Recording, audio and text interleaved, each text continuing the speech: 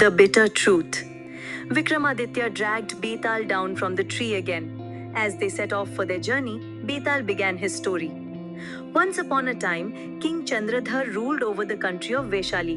He was a generous king. It was said that whoever came to his court seeking his help was never turned away. One day, a poor Brahmin approached the king with his two young sons. His sons were blind. After respectfully bowing to the king, the Brahmin said, "Your Majesty, I am so poor that I cannot afford to even feed my sons. They will die if we continue like this for a long time. Please, give me 10 pieces of gold so that I may start a business of my own." The king immediately ordered his treasurer to give the Brahmin the 10 gold pieces. The king asked, "When do you plan to return the money?" "Within a year, Your Majesty," the Brahmin replied. But the king was not satisfied. "And what if you disappeared with the money?" he asked again. "Your Majesty may keep my sons in the court until I return with the money," the Brahmin offered. The king asked, "How could the two blind brothers be of use to me?" The Brahmin assured the king, "My sons have special abilities.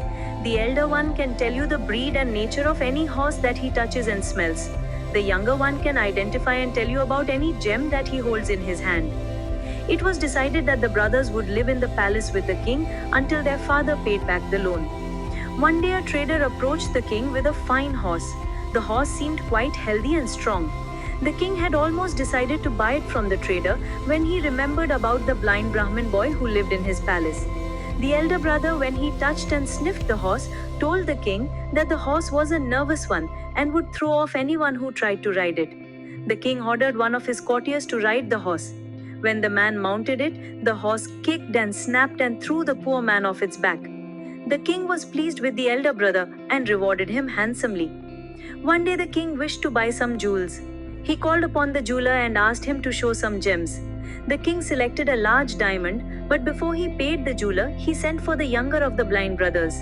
The boy, when he held the diamond, immediately told the king, "The diamond is cursed. Whoever wears it would die soon." The puzzled king looked at the jeweler for an explanation. The jeweler confessed, "He's right, Your Majesty. All the three previous owners of this diamond had died suddenly and in very mysterious ways." The king bought a large ruby instead and rewarded the younger brother handsomely. As the year ended, the Brahmin approached the king with 1,000 gold pieces. The king asked the Brahmin if he too, like his sons, had any special ability. The Brahmin replied that he had. He could see a person's past by holding his hand. The king demanded that the Brahmin said something about his past. After holding the king's hand for a moment, the Brahmin said, "Though you are the worthy ruler of this large kingdom, your father had been a thief who had looted many cities." The king was furious. "Liar, how dare you say such a thing about me standing in my court?" He ordered the guards to take the Brahmin and his sons away, and though the Brahmin had told the truth, both he and his sons were put to death. "Tell me, king, who do you think was responsible for their deaths?" The Betaal asked.